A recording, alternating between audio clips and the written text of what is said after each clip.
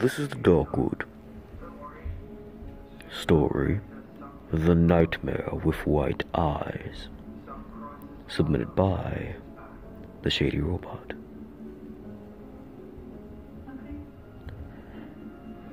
So last summer, I was going to hang out with some friends. We were going camping for the summer. We figured since we might not see each other next year because we would try to go to different schools that were better, we might as well. So, I'm going to protect my friends' names by calling them by their YouTube channel names. The Drippy Cyan, Mochuls, and the Darkwood. We're going to see a movie first. No, it wasn't really a great movie. I honestly forgot what it was. But anyway, so, we know this great spot. We live in Oak Park, Michigan, by the way. We know this great spot, although I will keep it secret because I wouldn't recommend going there. So, we stopped at my place first and grabbed some supplies. Of course, only snacks because I, for one, can't cook, but Mochuls in the dark can. So they brought the cooking supplies for however we were going to cook outside in the wilderness. I had no idea, but they had something, I guess. Or at least I hope. So on the way, me and the Drippy Cyan decided we'd tell a few jokes about our past relationships. Well, also about the Dark's past relationships. So we started flaming him, and then he started getting angry and almost crashed us into a semi-truck. Of course, I'm sure he was joking, but he's insane. So by the time we get there, we've all gotten each other's nerves. The Dark's already said repeatedly he will kill us all if we piss him off any further. So we decided we'd dial it down a bit. Especially since he'd be the one helping cooking. It just seemed wiser. So we got there around sunset. We set up our tents, get the fire started, and it already got around sitting around just talking and hoping that we'd be able to see each other. The Dark proposed that we all move in together. He did make the most out of all of us, and he was the only emancipated minor, so yeah, that's how that works. I said it was a good idea, Mochuls agreed, and so did the Drippy Cyan. We just have to make sure our parents will allow us to, of course. But we didn't think much of it. After all, they'll let us camp out, so why won't they let us move in together? Now, none of us are allowed to carry a firearm, but going back to grab my sleeping bag, I saw that the Dark had a .42. So I asked about it. He said for protection. I was like, from what? He said things in this world are very gruesome and very heartless, so I should be the same way. Frankly, I didn't understand why he said that, but I passed it off as just more of his weirdness. He's the oddball of the group. He purposely says it all the time. I'm the smart one. Mochuls is the quick one, I guess? The happy helper? I'm not really sure about our roles, but the Drippy Cyan is more so the ladies' man, I suppose. But anyway, continuing on with the story. So, we ended up staying up almost all night. But with no video games, no television, and our phones could die at any moment, and the car was at least a good run away. So we decided we'd all turn it in for the night.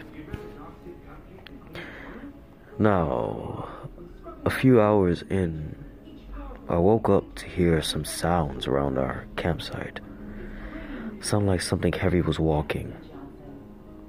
Then I heard frantic panting, like a stray dog after it's not had food or water for days. Or like after an Olympian gets through a run. Or like in Dragon Ball Z, how they sound after a good fight. It really freaked me out. And I had to pee. so that was not making it better. So I waited a bit. Eventually it stopped, and the footsteps got further and further and further away. Luckily, because I really had to go at this point. So I asked Mochus to get up with me. Luckily he had to pee too. He still called me a pussy though. But I just told him to shut the fuck up and let's go. I have to pee. So we hurried. We took a whiz on a tree, of course, not at the same time. Then we walked back, but I kind of felt the urge that we were being watched on the way there and on the way back, because I started to hear wrestling and more footsteps. I told Mochus to hurry up and let's get there, so we hurried up and crawled inside of our tents, and I kept hearing the footsteps getting closer and the wrestling getting louder, and then that frantic breathing again, the panting, or whatever it was. Then it sounded like something was scraping up against a tree, like something digging claws, or like if you take a knife and carve your name into something. That's how it sounded. At this point I was pretty terrified. I'm not one for horror. I can't even make it through a game of Resident Evil. Check on my YouTube channel for that. The Shady Robot, by the way. But anyway, I can barely make it through a scary video game, let alone a scary event of real life. So, I told Mochus, do you hear that, and is he doing that? Because it's not fucking funny. He said, I have no idea what you're talking about. That was when my stomach dropped, and I felt like crying. I felt my stomach turning and twisting, the awful pain. I imagine this is how Naruto feels when the Nine-Tails was trying to be summoned. But it was horrible. And then the footsteps just got closer to my tent until they stopped right in front of each of our tents. We were aligned almost like a half circle. It was terrifying. They just stopped. I felt like it was peering over me. Luckily, I had a flashlight and a small knife. Just what did you call it? Whatever, just a small knife. And it started breathing again, except this time heavier, and it smelled like it was sniffing. I don't know what it was, but its shadow in the fire casted upon my tent looked like a person. That's when Mocho would shout out, "Hey, get the fuck out of here. Seriously, it's not funny. Whoever you're trying to scare, we're not them." That's when it stopped. It seemed like the shadow was getting bigger over my tent, but as soon as he said that, it stopped. Then it walked over to his tent. Terrified, I screamed.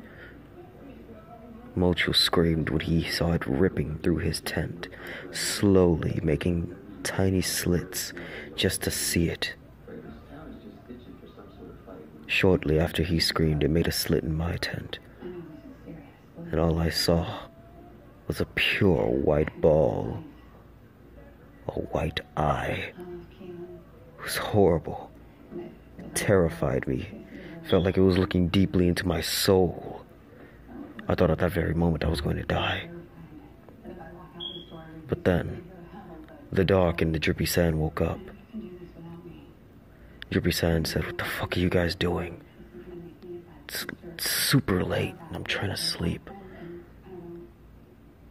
The dog said, "Shut the hell up. Honestly, all of you are so damn annoying right now."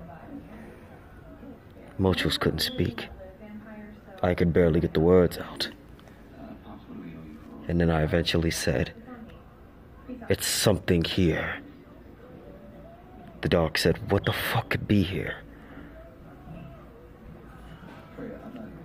I pulled out my flashlight and flashed it.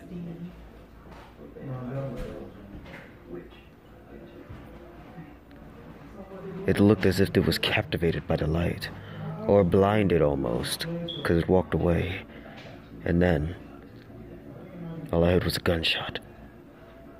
I knew the dog had to have pulled out his .42. Then, I heard the most ear-piercing screech. It felt like my ears were bleeding. It was horrible. The most blood-curdling cry I've ever heard in my life. It was a high and low pitch at the same time, as if an old, drunken man screaming at the top of his lungs was trying to overscream a young girl screaming at the top of hers. It sounded like it was all around us, even though I knew it was in front of us. Then, I heard it take off. All I heard was footsteps running, heavy ones.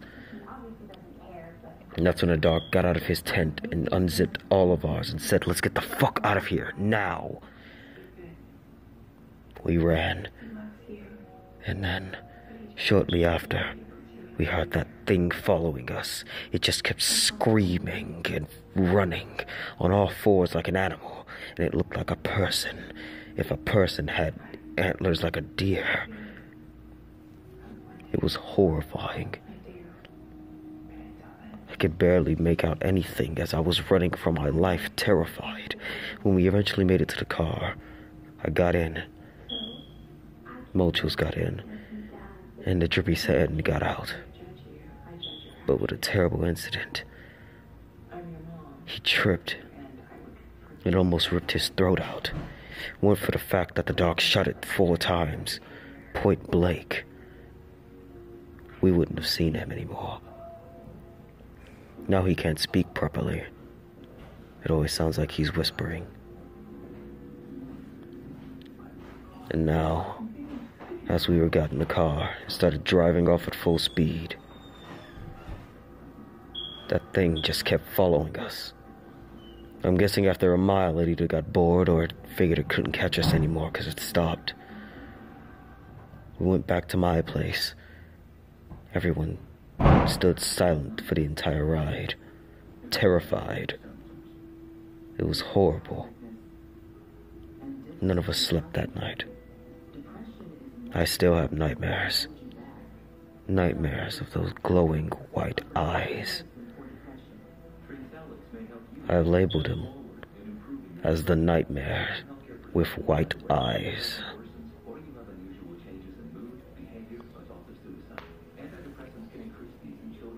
Thank you for joining me tonight, you monsters.